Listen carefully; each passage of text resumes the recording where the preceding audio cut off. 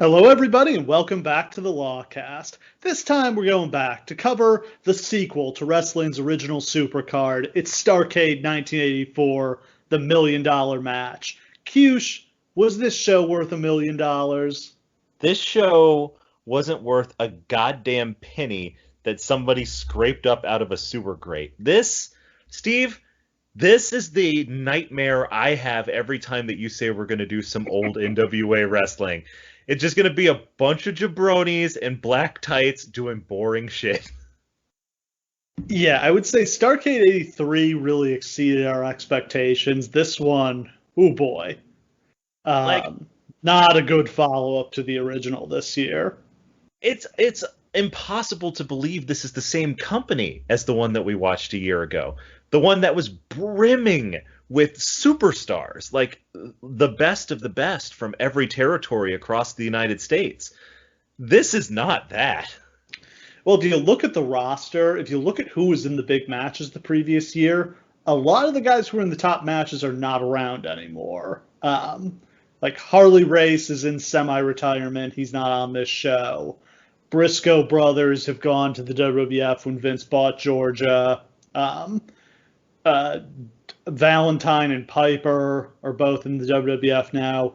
Steamboat is still around, but this is pretty much it for him. He's about to leave for New York, too. So a combination of their roster just kind of aging into retirement and getting raided by Vince has really reduced their power. 84 was really not a strong year for Crockett. It's Dusty's first year with the book, and it's taken him some time to get the pieces in place. 85 and 86 will be much stronger years for this company. Yeah, it's probably worth mentioning that 5 months from now, a little known thing called Wrestlemania happens. So in the previous year, it's just been Vince going like grocery shopping in everybody's territories, picking up the best for his supercard. So I guess I get it. But even with that said, there's still talent in this company. There's still what will eventually become the Four Horsemen here. There's still over acts. They do still bring in people from various territories across the country.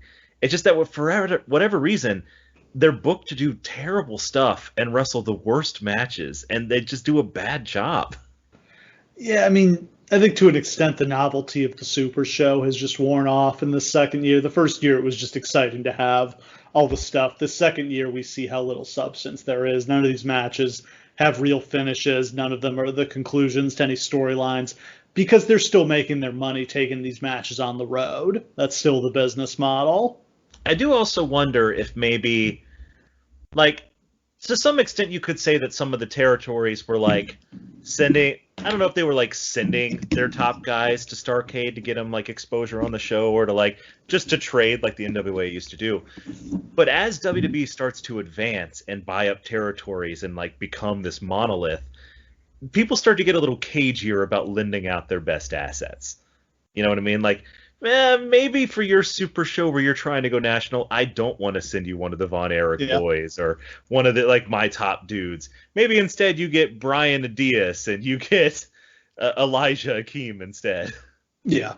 Until the year after this, when all the territories get together for like one show to try to fight Vince. And it's awesome, but it immediately falls apart because they all try to sign each other's talent away from each other. That's the thing. It's like maybe they had a genuine shot at Not fighting sustainable. Vince. But yeah, 20 cooks can't produce a good meal. Like, it doesn't work that way. So, 1 year after the original Starrcade, where Ric Flair beat Harley Race for the title, Flair is still the NWA champion. He lost the belt to Harley in New Zealand and won it back a few days later in Singapore. Those title changes weren't acknowledged until many years later. I think those were retroactively acknowledged by WCW when Flair came back from the WWF and they wanted to add 2 title reigns to, say he was a, 8-time world champion or whatever without like actually including his WWF title reigns. So those title reigns were rediscovered subsequent many years later, as the WWF has now seemingly discovered another title reign for him, and they're billing him as a 17-time world champion. I think someone counted one time and they said that realistically you could Oh, it was call him way like a more. 28-time world Yeah. champion. Because that was his thing, is he would go into territories that had no TV or no connection anywhere else. He'd lose the belt the first day, win it back the next day, and then leave. Yeah, no, there's a ton of these where he lost the belt in Puerto Rico to somebody, not even Carlos Colon, Jack Veneno or something like that. I can't think of the guy's name, but yeah, he would do this all the time. The unacknowledged NWA title change was a regular trope. Yeah, Harley did it, Luthez did it. That was the business back. That's how you popped a territory. Yeah, The belt came in, you put your big guy up against it. He'd beat the champ, but then it would turn out that there was like his foot was under the rope or something. So you do the rematch, the champ retains, moving on. but then every single time the champion would come to town after that, you would believe that your guy was going to win. Yep. And that's the idea. It's just you keep the mystery alive. Like maybe our hometown guy can beat Luthez, can beat the crazy amazing Ric Flair. Maybe he can do it. And then they would do it. Like it's smart. That's the whole idea of wrestling, of the house show circuit, of touring, of everything was built around this exact idea. This stretches back to the 1910s. The idea of the traveling champion. And he also lost the belt to Kerry Von Erich at the Kevin Von Erich tribute show back in May, and then won it back in Japan a couple weeks after that. That was just, favorite of Fritz and feel good moment. I do love that was the I'm sorry your son died title change. Yeah, the only one of those in history. We were definitely going to put the belt on the kid, and now he's dead, so like we can let Kerry have it for a minute. They've got a huge main event this year with Flair defending against Dusty Rhodes. In the middle of that, they've got Joe Frazier as the special guest referee. Doesn't seem like there was a really hot issue here between Flair and Dusty. They're both baby faces. There's a little tension. They both got big egos, but it's not like the year after this where they have a super hot storyline. Yeah, we're kind of just promoting the idea of the super match between baby faces here, which is fine. It's not awesome necessarily. Once the match actually starts, there's not much heat. And in the South, face versus face matches don't really work because the fans want someone to die. Yes. So it's hard to sell this. That's what makes Southern wrestling great. Yeah. If it's two guys you like, it's like, oh, what's the point of this shit? Most of the big developments in wrestling that have happened since the last Starrcade happened outside of Crockett. Hulk Hogan is the WWF champion. Vince McMahon's taking the WWF National. He bought out the Georgia territory to get their TBS time slot. That was the infamous Black Saturday. We know that's not going to turn out very well for the WWF or for TBS. The fans revolt pretty much immediately. They don't want to see this crappy Northern wrestling show. They want their Southern wrestling. So pretty quickly, Turner, to screw over Vince, sells time slots to Bill Watts, and I think one to Ole Anderson, who's started a new Georgia wrestling territory. And we know that ultimately Crockett will end up buying this territory from Vince, by the time slot from Vince in '85, and that's when Crockett goes national on the Superstation. But that hasn't happened yet. Yep. It's so definitive that people still talk about it to this day. I always remember my dad saying that wrestling died on Black Saturday. It's fuck, man. This scarred people. Yeah. I mean, wrestling at 6:05 on Saturday was an institution in the South. Georgia Championship Wrestling had been on the air in that time slot, I think since 72, sounds right. So 12 years running, people have tuned in at 6:05 to see their Southern wrestling. And Georgia had probably the best TV of any territory at that point. Mid-South was good too, but the Georgia show was really good, studio wrestling, really good matches.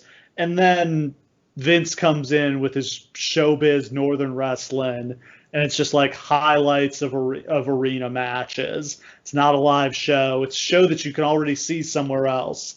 on syndication earlier in the week. Like, it's a total flop.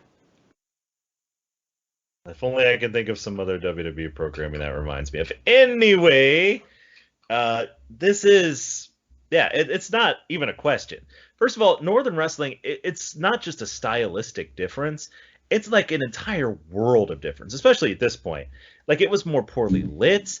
It wasn't set up right. They were all job matches. Like, it was shitty programming. Nobody watched it even in the North. Like, Vince just paid people to take it because it was a less good product. It's amazing that he got away with it. I mean, what he did manage to do is take a bunch of other people's talent. As we covered, they've lost a lot of their top guys to Vince. Should also point out that Ole Anderson, who will make a number of appearances on the Starrcade podcasts, was a part owner of that Georgia territory. I think it was him and the Briscoes and Jim Barnett. And Ole didn't want to sell his shares, and I think had a meeting with Vince and Linda where he may have called Linda a very rude name and thus was blackballed for life by Vince. Yes. Everyone who's ever booked a national wrestling territory has eventually come to WWE, with the exception of Ole Anderson, who I don't know exactly what he called her, but holy shit, Vince still holds a grudge all these years later. Something you are not allowed to call Vince McMahon's wife is what he called her. Holy shit. Yeah, like, you think about it, he's never been in any DVDs. Nope. Never inducted into the Hall of Fame. Nope. His name has never really been spoken on WWE television. And I mean, like, he has an incredibly important place in wrestling history. Yeah. Like, you have to go out of your way to avoid talking about him when you talk about, like, the Four Horsemen and WCW and the NWA in the 80s and the 70s. He was a very important figure, but they somehow manage it. Man, Ole Anderson was a miserable old prick. Yeah, that's the other thing, is that people are more than willing to go along with that because everyone hates Ole Anderson. Yeah. Nobody was shedding any tears for him. Sheesh.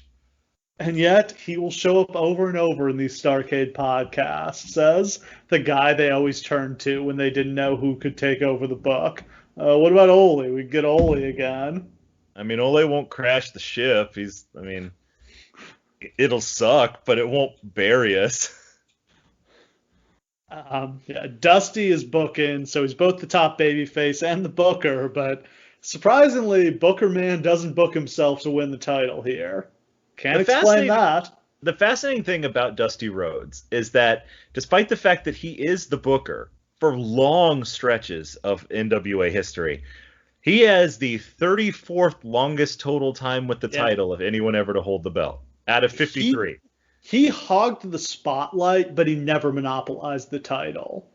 I mean, I think he knew the money was in him chasing the title. Like, Dusty's not a long-term champion. The money is in Dusty trying to catch Flair and fighting through things. I guess the other thing is, the NWA title, the NWA board of directors still has enough juice at this point that you have to respect the opinions of the other promoters. And Flair is a much better NWA champion than Dusty. Flair is going to be much better working heel and touring the territories than Dusty is. Absolutely. Dusty's not that guy that you bring in to, like, have your top guy beat. Like, Dusty comes into Papa Town by cutting promos and having fun. Like, you don't want to see... He's going to overshadow your territory's top guy. That's not the idea here. Yeah, whereas Flair has been doing amazing stuff in World Class in particular for the previous couple of years, feuding with the Von Erichs. That absolutely always stands out to me as some of the best stuff from these territory days. You know, let me list some of the guys who have more combined days as NWA champion than Dusty Rhodes. Ron Killing. Severn. Yep, Dan Severn. AJ Styles. Let's see. Tim Storm. Rob Conway. Jeff Jarrett, of course. Who's the current NWA champion? Nick Aldis. Still? Yep. Wow. There are 9 people with over 1,000 days with the belt. 3 of them are within the last 5 years. Oh, boy. Yeah. Does that timing barely even works? Yes. How many days have there been in the past 5 years?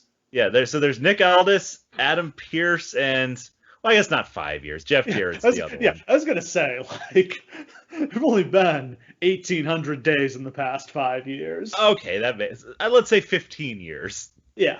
But yeah. I mean, basically because how long was Severn? It was Severn champ for like 4 years. Yeah, 1,500 days. Yeah. And then Aldis had it for 1,000. Jarrett had it for 1,000. Adam Pearce had it for 1,000. Tim Storm had it for 400. Oh boy. Yeah. Somehow this title is still kicking around. I mean, the NWA still functionally exists. If anything, it's as powerful now as it's been in 40 years. It's the best it's been since they split with WCW. Seeing AEW working with them now is such a fascinating thing, isn't it? Like, just the idea of, like, this is basically what every major company does, is they get to a certain point and their national exposure, and then they're like, let's bring in the NWA belts for credibility. I mean, in his heart, Cody's just a little NWA mark. I wonder if he's just biding his time till he can buy the trademark and just turn it into AW NWA. I'm a little surprised he hasn't. I mean, he got them to put the belt on him. That's a good point. Yeah. All right, so to get to the show, it's Thanksgiving night, 1984, so that's Thursday, November 22nd. We're at the Greensboro Coliseum in Greensboro, North Carolina. Sellout crowd in attendance. Could not find a number on how many tickets they sold for closed circuit. I mean, that's almost impossible. Like, I would expect it probably did pretty well with Flair and Dusty on top. Probably. We've once again got Gordon Soley and Bob Caudle on commentary.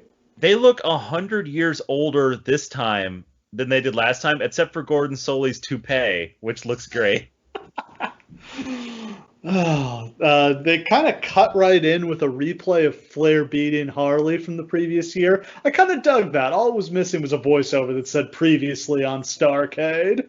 I really liked it because it kind of made it seem like this whole show, they're kind of trying to establish like a Starrcade universe, right?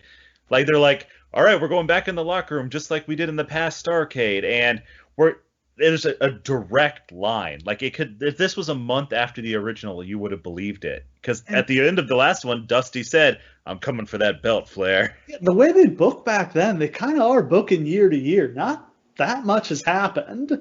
Yeah. I mean, we spent the whole year getting to Dusty and Flair. Basically. So here we are. So I really like them doing that just as a reminder. Like, it's been a whole year, but this is where we left off. Ric Flair got made as the top guy, and here's Dusty to claim his piece. And then Gordon and Bob welcome us to the show. They hype up Flair versus Dusty. Then we go to the ring for the opening match for the NWA Junior Heavyweight Championship. We've got Mike Davis versus Denny Brown. I have never heard of either of these guys before. Well, Mike Davis was a member of the Army of Darkness for Kevin Sullivan. That's cool, I guess. Davis is the defending champion. He won the belt in October from Hector Guerrero. Guerrero was awarded the belt after winning a fictitious tournament because the reigning champion, Les Thornton, had signed with the WWF after McMahon bought Georgia. Thornton also won the belt in a fictitious tournament.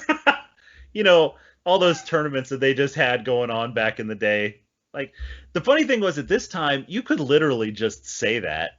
Yeah. Because fans knew that there were parts of the country where wrestling was happening that they would have no way of knowing what was going on there. So, of course, I just went back down to Decatur, and, I won the big tournament they had there, and here I am with the belt. That's a lot of fictitious tournaments in a short period of time. Well, yeah, it is. This title has been vacated maybe more than any other belt in the history of wrestling. Does this end up being part of the J Crown? Yes, it does. Did they just forget it existed?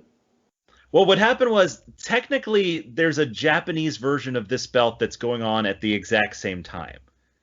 Uh, So technically, I mean, it wouldn't have surprised me at all if this belt just like migrated to Japan or Mexico or somewhere where they take junior wrestling more seriously. well, what happens is they have Tiger Mask win the belt, but then he wrestles a match for WWF, so they discredit him and strip him of the belt, but he keeps defending it. So like he keeps defending it in Japan, and then they just retire it in America, but it still exists in Japan. So they just decide to meld those two together later on when that belt actually becomes credible again. They just kind of do like small guy babyface wrestling with lots of hip tosses and arm drags and that kind of thing. Brown gets thrown out to the floor. He hurts his back. Davis works on the back. Davis hits a back suplex, bridges into a pin, and gets the 3 count. But it turns out that Brown got his shoulder off the match, and Davis's were down, so Brown wins. The announcers are very confused by this. They're not just confused by this. My favorite part is they seem openly confused by which guy is which is the funniest part to me. I mean, I have trouble keeping them. I have trouble telling them apart, but like, I don't know these guys. Yeah, this is a dude with a mullet 1 and dude with a mullet 2, and they look exactly the same. Did they at least wear different colored trunks? Yeah, one of them was blue and one was brown. They both looked bad. Okay. I feel like if I was the announcer, I would write down on my like sheet like what color trunks they were wearing. Also, I'm pretty sure the announcer announces the wrong winner the first time. Oh yeah, like and this then was all corrects kinds himself. of fucked. Yeah. But I mean, like, even the wrong winner that he was supposed to be announcing the wrong winner. Like he reverses it twice. And then the announcers are like, I don't, okay. They didn't smarten the announcers up back then. Like, they don't know the finishes, do they? No, and the best part is like, you can tell that Gordon Solie has spent the majority of his career not looking at a camera. Because he's so goddamn awkward. Whenever anything goes wrong, he just stares directly into the camera and is like, well, okay, well, moving on.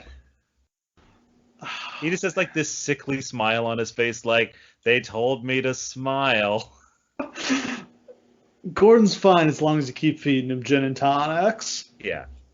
Towards the end of the night, he's doing a lot better, you can tell.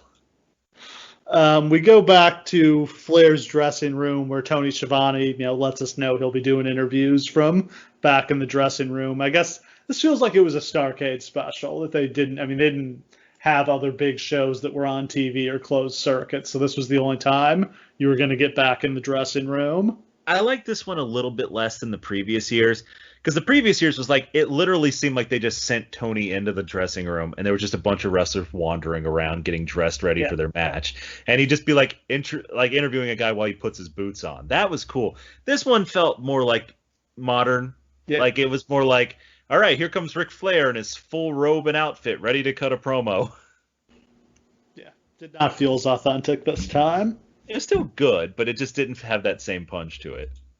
And then we've got Mr. Ito versus Brian Adias. Yes. Brian Adias. Ladies and gentlemen, somebody at some point misunderstood that his name was not Brian Adias, but Brian Adias. And he's from World Class Championship Wrestling. He actually grew up with the Von Erich family. Like, he's part of the family, basically. So he wrestles this show, which is obviously the biggest show he's ever been a part of. This is the thing that people would know him from. Unfortunately, when he tries to put it on his resume to get booked other places, they don't believe him because he's listed on this card as Brian Adias, not Brian Adias. And then Adidas, the shoe company, sues him for using their name. You can't make this shit up, people. They accidentally ruined this guy's life. With one letter. Unbelievable. For this 3-minute match, which he wins with an airplane spin. He looked great. He looked like a star. Oh, yeah. He was like a national shot putter and stuff. Like, he was definitely one of the Von Erich boys. He's the one that Kerry would cruise for pussy with. Except, well, actually, Brian Adias is one of the first openly gay wrestlers ever. So probably not so much. Well, would have made a great wingman, then. Oh, for fuck's sake, yeah. Next up, We've got a Florida Heavyweight Championship match. Jesse Barr defending against Mike Graham. Jesse Barr, probably best known for playing Jimmy Jack Funk in the WWF. I was actually pretty impressed by his heel work here. Actually, yeah, he was good. And Mike Graham, I've never been a huge fan of any of the Grahams, really, as legendary as they absolutely are. But, like, this is easily the best match of the first half of this show. Like, there's some competent stuff going on. Mike Graham was a good technician. He was fine. He was what what he lacked was any personality, which is kind of amazing because if you've seen his shoot interviews, dude was not lacking for feistiness in real life. Oh, no. He would eventually get on a bunch of like WWE documentaries too, because he'd be the guy willing to be like, Eric Bischoff's a piece of shit. Yeah. Mike Graham claiming credit for everything in WCW is my favorite thing. Yeah, a guy who like tenuously had connections to anything that happened, and he'd be like, yeah, that was me. I was the one who got Hogan. I was the one who got us in Disney. I came up with NWO. Yeah, everything was because of Mike Graham. Nothing was his fault, though, is the amazing thing. Of course not. Yeah. When things went wrong, those were the times they didn't listen to him. Mike Graham and Greg Gagne are the same person. You can't convince me otherwise. Graham keeps working on Barr's leg with an Indian deathlock. Graham goes for the figure four, but Graham manages to slip out, or Barr manages to slip out of the ring. They trade pinning combinations. Barr trips up Graham, pins him with his feet on the ropes. That was a solid little undercard match. This show could have used more matches like this. Yeah, there was nothing wrong with this match, which, given what we said about the show so far and what we're going to say about it, is a gigantic compliment. Then they show a recap of Ricky Steamboat and Dick Slater getting tuned up by Tully Blanchard, Ron Bass, and Black Bart. I loved Bass and Bart like stringing him up so that Tully could hit him with a splash to the back. That was pretty brutal. I love the days when taking off your cowboy boot and beating somebody with it was like the most brutal weapon. Real. Because that's what happened in real bar fights in the South. Is when the cowboy boots came off, it was time to leave. Just what a simpler time this was. You took your boot off and hit somebody with it. You could run with that for 6 months and draw money. Say, did you hear that Tully hit him with the goddamn boot? What a bastard! Yeah. Oh my God, if you used a roll of quarters and somebody bled... But, like, meanwhile, Gary Hart on the last show pulled out an actual knife and stabbed a guy. Actually cut some people. And, like, yeah, it didn't really make any difference. Nobody cared. It's not as good as a boot. Then we've got an elimination tag match as Buzz Tyler and the Assassin team against the Zambui Express. The Assassin... in the arc of every great wrestling heel, has gotten old and become a babyface. Which is funny, because, like, I've never seen a wrestler get fatter as he got older quite like Jody Hamilton did. It's like every year he, like, expands an inch, like a planet being born. So, like, he's not in particularly great shape here. I think he's, like, almost at the end of his career at this point. Oh, yeah. No, this is getting to be the end. Buzz Tyler is also a, Crockett territory mainstay. Yeah. He's actually retires, like, 1 year later because they put a belt on him, and then he argues with Dusty over money and gets blackballed from the business. The Zambui Express are Elijah, Akeem, and Kareem Muhammad. Can you guess what their gimmick is? Yes. Guess what? All throughout the history of Southern wrestling, there's always been a team of black power people to scare the white folk. These guys are gigantic. Yeah, like, these guys are like 6'5", 350, both of them. Yeah, they're enormous. Not much happens in this match. Tyler gets beaten up.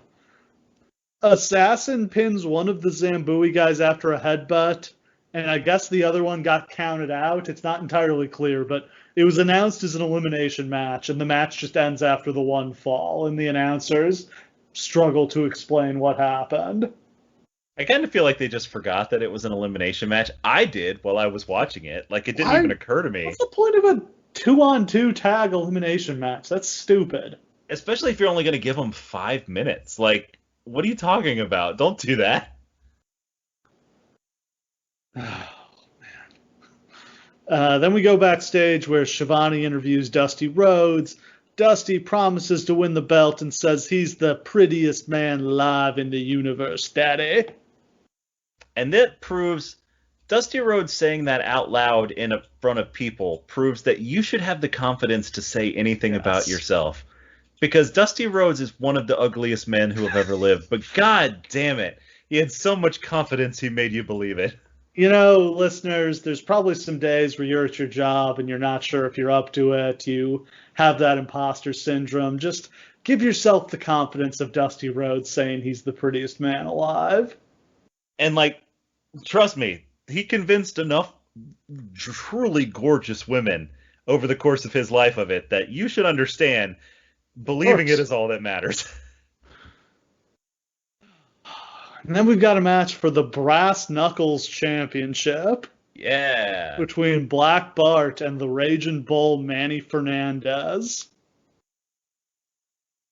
Brass Knuckles is like a hardcore title. They've got their fists taped up. There's no disqualifications. In theory, this match should kick ass. Because Black Bart's actually pretty good. And Manny Fernandez has torn many a house down. Yeah, 2 good brawlers here. But it's not so much. Lots of clubbering here. Yeah. Lots of punching, lots of blood. J.J. Dillon throws Bart's rope to him, but Fernandez catches him with an Oklahoma roll and pins him. So the street fight ends with a roll-up. Yep. And not a particularly graceful one either. It's intermission time, so they replay the finish from the Flair-Harley match the previous year. And then Shivani interviews Steamboat, who is looking for revenge on Tully Blanchard. Then Shivani interviews J.J. Dillon and Tully Blanchard. They say that Steamboat is whining to make excuses because he's going to get beat tonight. And then we've got a loser leaves town tuxedo street fight between Paul Jones and Jimmy Valiant. We should probably mention... That's a lot of gimmicks. I love a 3-line gimmick match. Jesus the idea Christ. of just keep throwing shit in there. Why not? Come on. On a pole. What can we put on the pole? Could somebody have been in a shark cage? Oh my god, yes. And that's just the Dusty special, is like every match needs to be like as much shit as Vince Russo gets, like Dusty was almost as bad with the gimmick matches. The thing that saved Dusty is that he would always come up with his own shit. Like, he didn't just recycle shit from the past. Dusty wouldn't be happy unless he had invented an entirely new concept for every match on the card, which half of them were trash poo-poo garbage, and half of them were iconic things that survive today. You can guess which one this is. Yeah. In fairness, the tuxedo Jimmy Valiant part is so over. Jimmy Valiant is wild over. And we should probably mention that, like, there's music on this show. Like, entrance music has not yet really become, like, the fixture that it will become. But, like, most of the guys on this show have, like, some kind of music, right? Yeah. When Jimmy's music hits, it gets 2 notes in and the fans blow the roof off the place. Boogie Woogie Man. He's just nothing but charisma, man. Charisma and a beard. That's Jimmy Valiant. The assassin comes out backing him up wearing a tuxedo, which just cracked me up. Oh my god. It's such a messy tuxedo too. I love it. Valiant's in control. Jones is helpless. Valiant strips Jones, but that is apparently not how you win this tuxedo match. I was so confused because I thought that's the only way you could win a tuxedo match. He strips Jones in the first 30 seconds. And I was like, wait, what? The ref gets bumped. J.J. Dillon runs in. He hits Valiant with something, who knows what, and Jones is able to get the pin. And unfortunately, poor Jimmy Valiant has to leave town. never to be heard from again. No, he's back the next year. Yeah, he is. He didn't even have to do the Charlie Brown thing this time. Eventually, they're going to have a hair versus hair match, which is like an iconic like moment in Southern wrestling. So that's coming up. Then Shivani interviews Ric Flair, who says he'll still be the champion after tonight. And then we've got a match for the Mid-Atlantic Heavyweight Championship as Ron Bass defends against Dick Slater. Bass is both the Mid-Atlantic champion and one half of the tag champions with Black Bart. There's something about the name Ron Bass that pisses me off. And I don't know what it is. It's just the worst wrestling name I can possibly think of. Ron Bass. The outlaw or cowboy here. Yes, of course. I have watched randomly like 20 Ron Bass matches, and I couldn't even tell you what he looks like. He just does not leave an impression. It's really weird to see Dick Slater playing a babyface, but I actually thought he did a pretty good job here. He bumped his ass off in this match. Yeah. He was going like Shawn Michaels in this thing. Bass is accompanied by J.J. Dillon. Slater starts off working a headlock. He hits an atomic drop. He does a bunch of headbutts, including the JYD one where he gets on all fours and like crawls into his opponent. I do love the idea that he was like, what the fuck babyface stuff do I know how to do? Well, I'll just do JYD stuff. Sure. It works. The ref stops Slater from stomping on Bass. That allows Bass to rake his eyes and take over. Bass hits a vertical suplex. Slater makes a comeback. The referee gets in his way, so Slater throws him out of the ring. Slater hits a back suplex. He covers, but Dillon runs in to break up the pin. Slater runs him off, but Slater then hits a body slam. He's got the match won, but the referee disqualifies him. Yep. Pretty good match. Lame finish. I don't know. Is there a good finish on this entire show?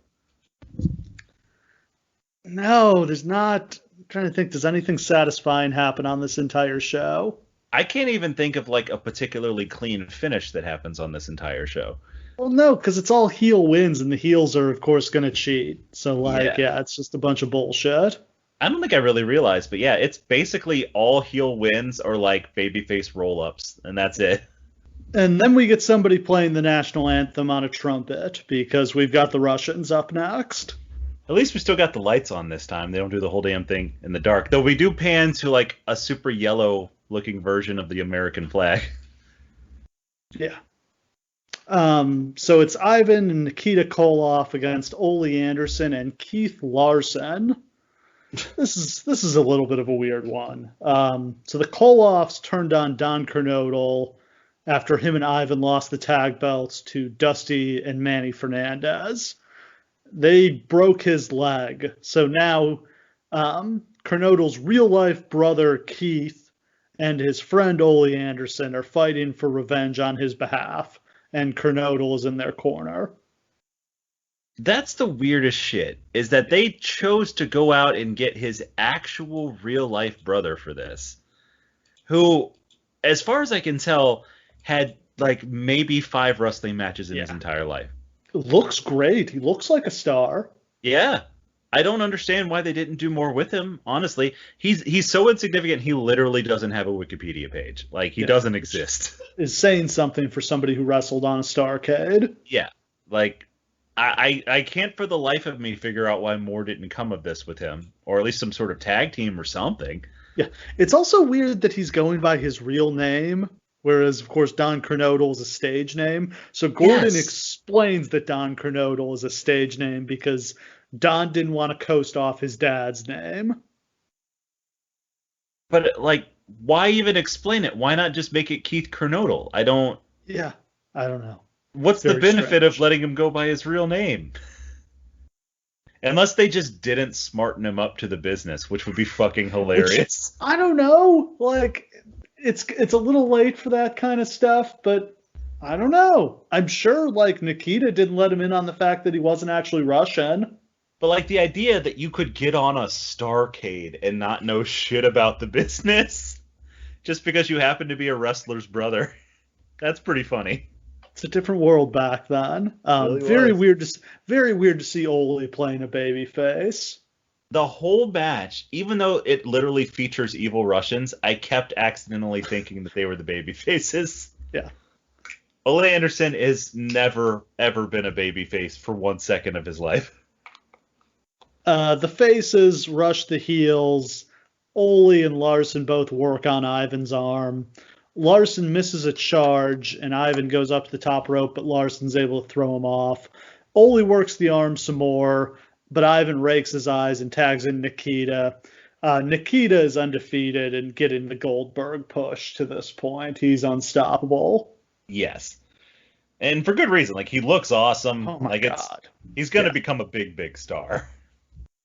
Nikita locks in the Russian bear hug. He tags in Ivan, who slams Ole. Ole manages to make a hot tag to Larson. There's a big brawl. Nikita hits Kernodle with the Russian sickle out on the floor. Ivan gets a shot with Larson using his chain and gets the pin. The Russians try to take some liberties after the match. Kernodle runs them off with his crutch.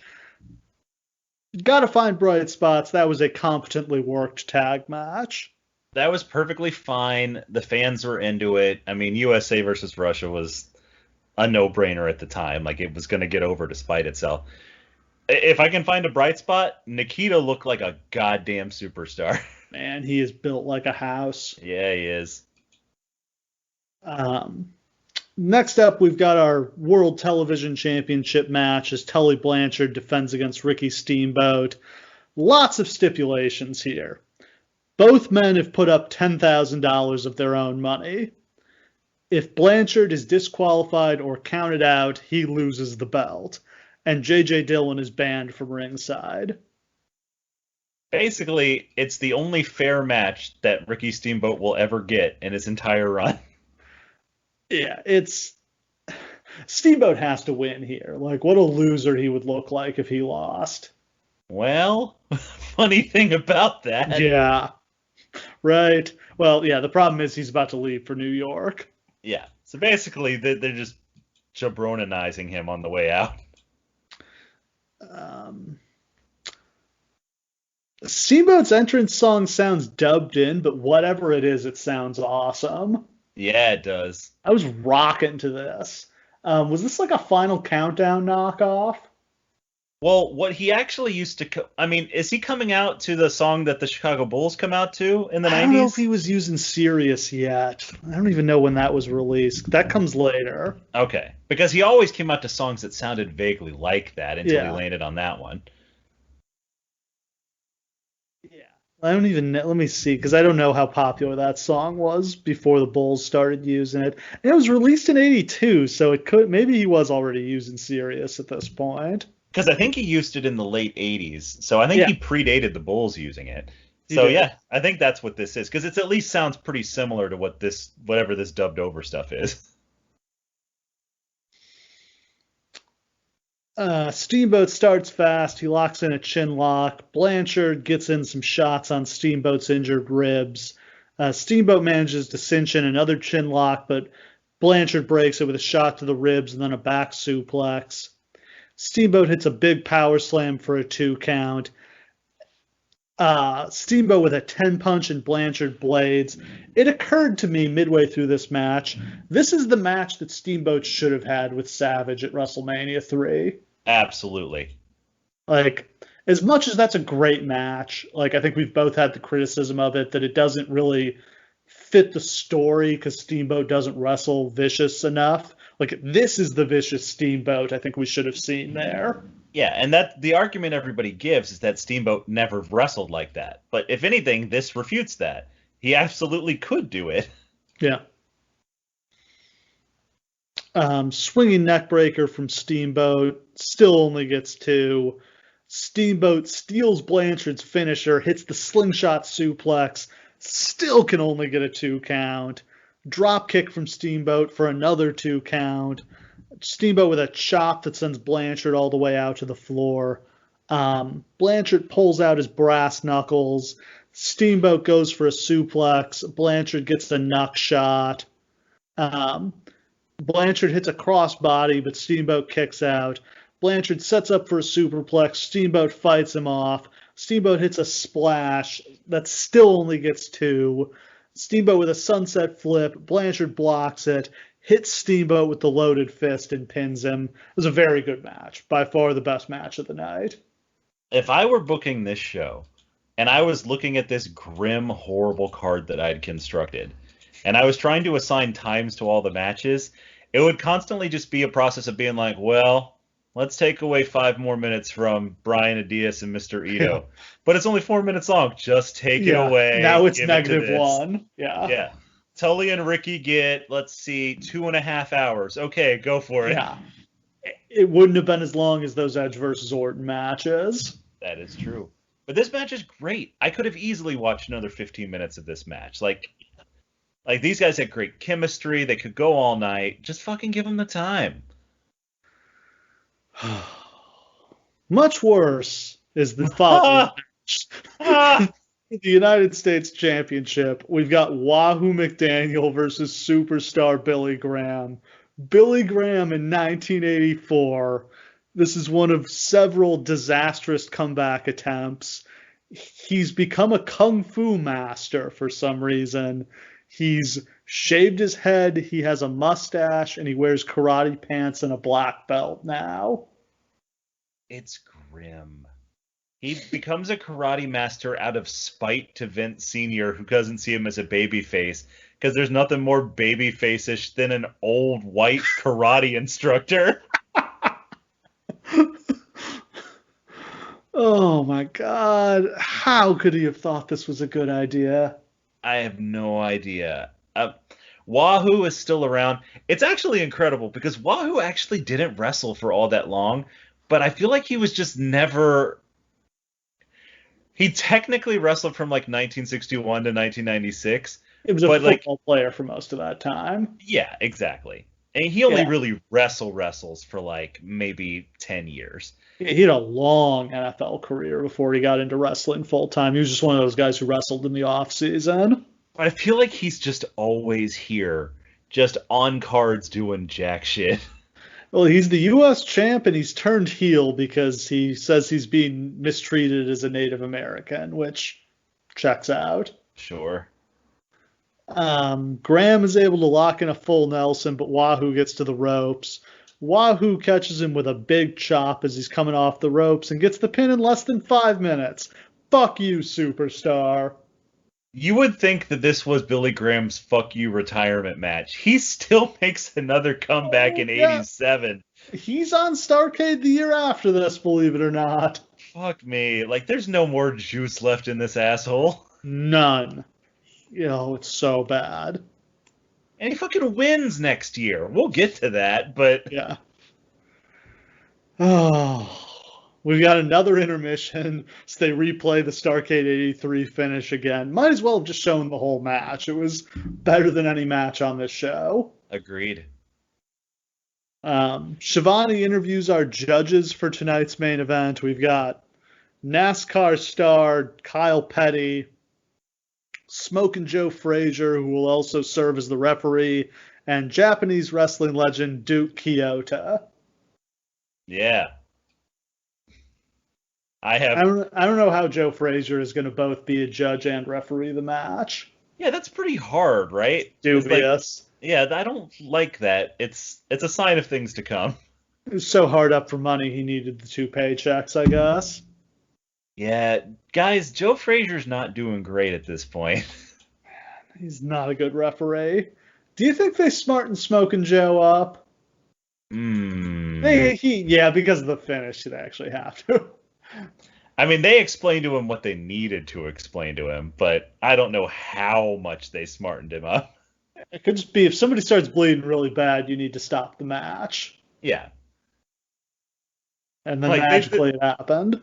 It's not like you can tell a trained boxer, like, yeah, Joe, they're fighting for real. Like, he's in the ring. Like, he knows.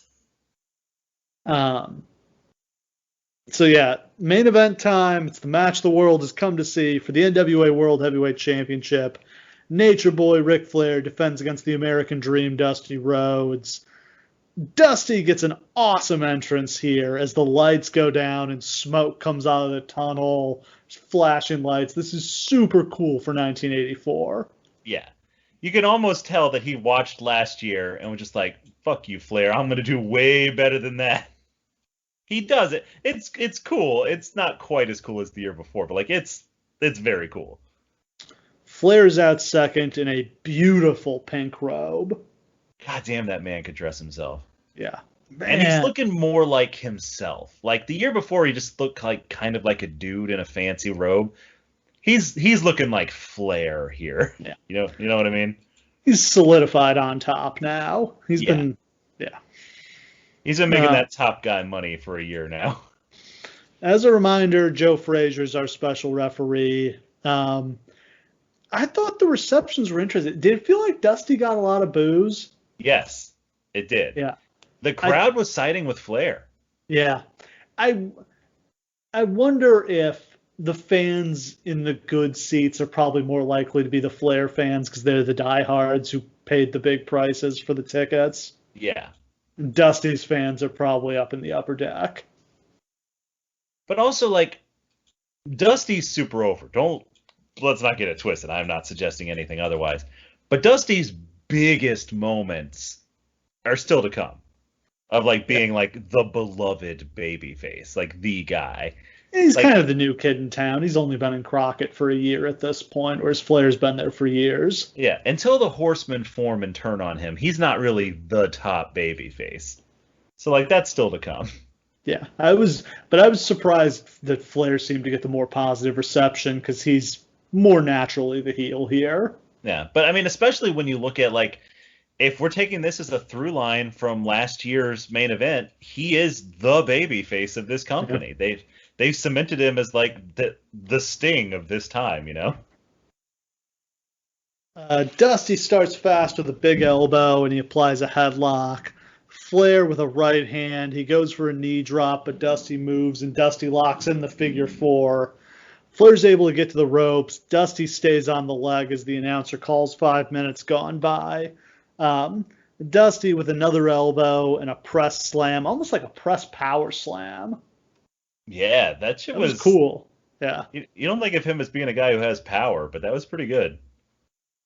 Dusty sends Flair into the corner. Flair goes over the top with the Flair flip. Flair catches Dusty with a back elbow. He goes up to the top, but Dusty throws him off. Dusty misses an elbow drop. Flair gets him in a sleeper hold. Dusty uses a leverage move to send Flair out to the floor. Dusty goes down to the floor. They fight, and Dusty comes up with a nasty gash over his right eye. Didn't quite see how this happened. Neither did I. Camera didn't really catch what had supposedly happened here to cause this. They do a good job with the cut because it doesn't look like a blade job per se. It literally looks like a freak accident cut has happened, which is important because, like, you can't sell the match if it's just like a normal forehead blade job is being like, all right, well, they would just keep going. This one looks like he might lose his eye. Like, it's bad. He's got a nasty gash over his right eye here. So, yeah, did he just, like, stab himself with a blade over the eye? I kind of feel like he did, which is maybe fucking nuts. Maybe he had Flair do it for him, but, yeah, like, ooh, squeamish about that. Yeah, exactly. Flair goes after the cut, like, just starts clawing at this thing. It's brutal. Like, this is some nasty Abdullah the Butcher shit. Dusty fires up, but Flair cuts him off. Frazier checks on the cut and stops the match. Kind of a letdown for the ending of the biggest match of the year to have it be a referee stoppage, but had to get out of this somehow, and neither guy was going to get beat by the other here. The confusing thing for the crowd is that it stops by referee stoppage, But there's not a lot of history of that in wrestling at this point. Like that wasn't a normal thing to happen. So when Flair leaves with the belt, people are like, wait. Yeah, did Dusty give up? Like, what the hell happened? Yeah, it doesn't seem like it makes sense. And like Unless the I fans missed are it, they pissed. didn't really announce the decision. No. Like, imagine you drove 180 miles from West Virginia to come watch this show. Did. Yeah. We watched them last year. There were 16,000 people in these seats. They came from miles around to watch the show, to see the epic clash between Dusty and Rick. It's 12 minutes long, and it ends seemingly randomly out of nowhere. And you don't know why. Because, especially if you're in the cheap seats, you don't know that Dusty's got a nasty cut over his eye. Like, maybe you see that there's blood, but there's always blood in the main events. All of a sudden, the match just ends and Rick leaves. What could you have done here? That's tough.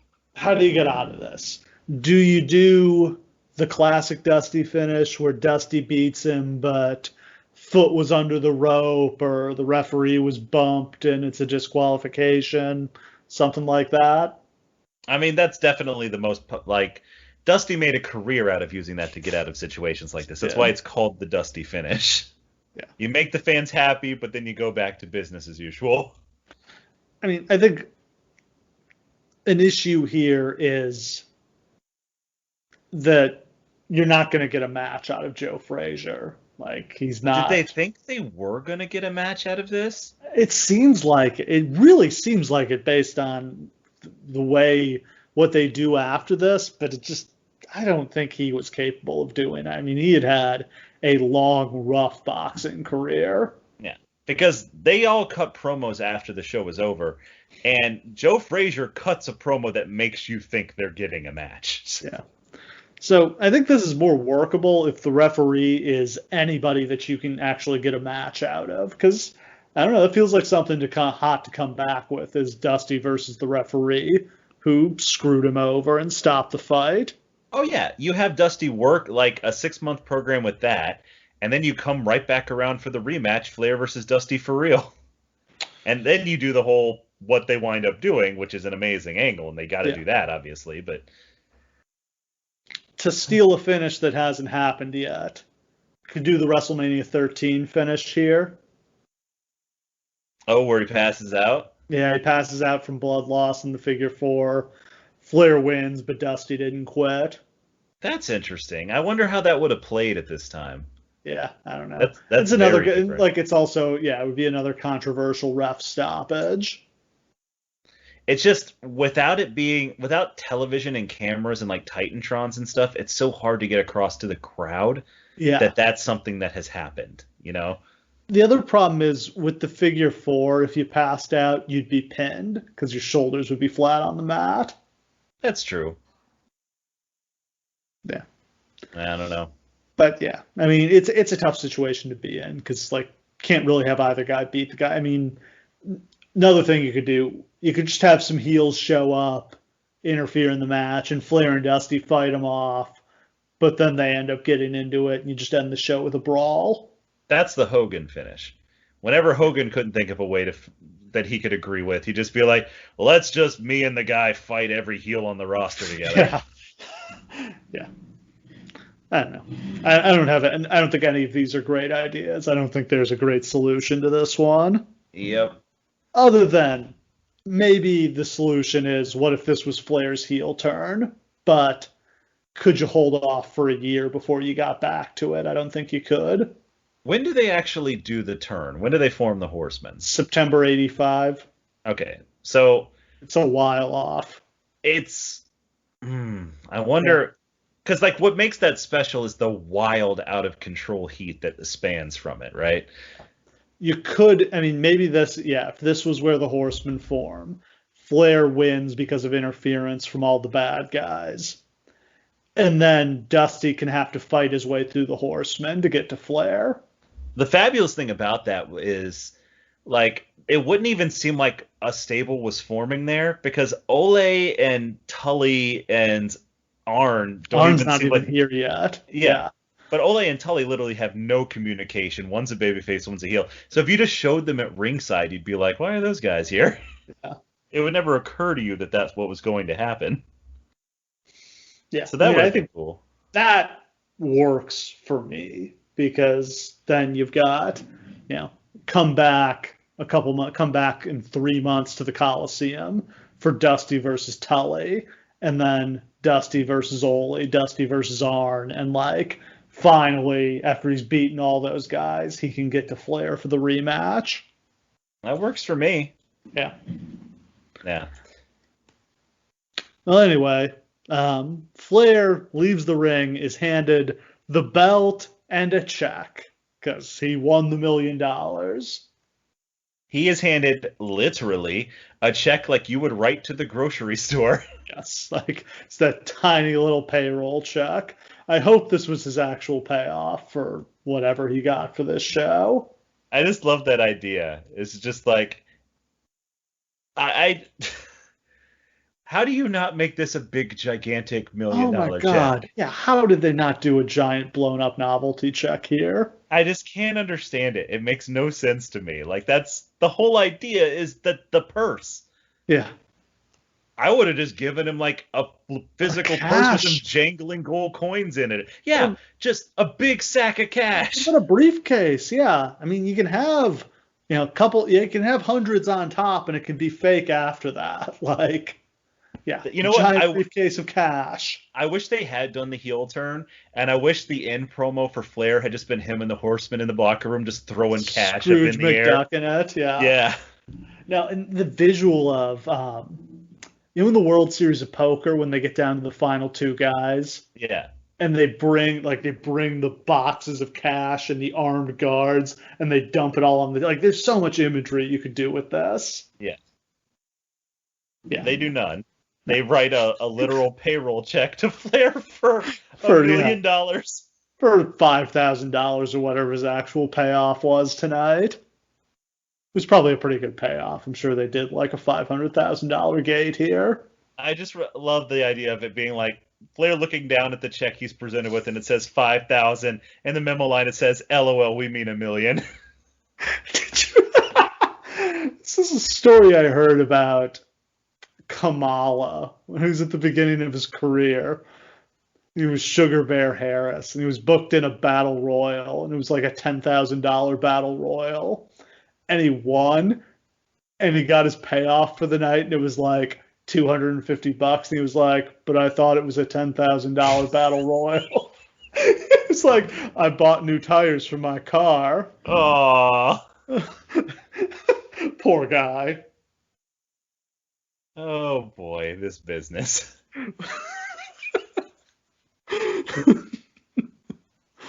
So then we get a post-match interview with Flair backstage. Flair says it's unfortunate that it had to end on a referee stoppage, but it's not his problem that Flair stopped the match. He's, the proud owner of the NWA World Heavyweight Championship and a certified check for $1 million. Woo! He's not a heel yet, but he's showing signs. He doesn't give a shit that Dusty got cut. Tough shit, Dusty. Yeah.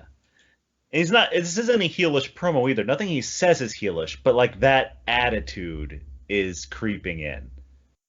You can see where he's eventually going to get to the point where he's like, "I love this lifestyle too much. I'm willing to do anything to keep it." And then there's an interview with Dusty, who's got his head just like comically wrapped with a towel. Like he's the goddamn Yeti. He's just ranting and raving. It's like he's never had a match stopped before. We don't do that in wrestling. Joe Frazier, you cost me the world title and $1 million. Like I said, it really seems like they're building to a match there. And then we interview Joe Frazier, and Frazier defends his decision to stop the match. He says, he was doing his job. That was a bad cut. Dusty could have lost his eye. That's can't be responsible for that. When they put a microphone in Joe Frazier's face, I was expecting the worst. Yeah, it was a good promo. It's a good promo. Like he seems genuinely, you know how celebrities are. Like they usually just be like, "Yeah, you got cut, man. I don't know, whatever." But no, he's just like, "Look, this is my responsibility to make sure that he keeps safety. In boxing, it's a little bit different than in wrestling. We'd worry about the boxer's safety first and foremost. Like, he literally gets into the details of why, if this were real, he would have made this decision. I love it. It was great. I would have loved to have seen that match. Like, it's a bummer we didn't get it. I get why, because he doesn't have it in him. Yeah. No, wasn't gonna happen. But, like, I can see why they think that they might get that out of him. It seems like he's game for it. So, yeah, that's a wrap for Starrcade 84. Sequels rarely live up to the original, and this was one of those cases. Man, this show sucks ass. This is maybe my least favorite show we've ever done. It's up there, man. I hated every miserable, soul-sucking, jabroni-filled second of it. I've never used the word jabroni more than twice in a podcast. I've used it like 40 times in this one. Yeah, this was not a good show. The main event was okay with an unsatisfying finish. Steamboat and Blanchard was good, but didn't really like the finish there either. Just top to bottom, a bad show here. You know what? I'm prone to hyperbole. Let me take that back, because some of those SummerSlams we covered, nearly destroyed this podcast. The most miserable 6 months of my wrestling watching life. Like, every week I would show up and just tell Steve, like, why are we doing this? Why? What is this for? Oh man, those SummerSlams are not good. Jesus Christ. Never watch the first 5 SummerSlams. Never, ever, ever do it. Yeah, just start with 92. Jesus. And then, honestly, skip the couple after that, too. Yeah, just skip to, like, 98 after that. Oh, okay. All right, we got through 84. Happy Thanksgiving, everybody. Yeah. Hope you're celebrating safely and responsibly. Next time, which will be tomorrow, I guess, we'll be dropping Starrcade 85. Much better Starrcade with Flair Dusty round 2. This is the Four Horsemen. This is Hard Times. This is when they split the card up between Greensboro and Atlanta. We've got the Rock and Roll Express against the Koloffs.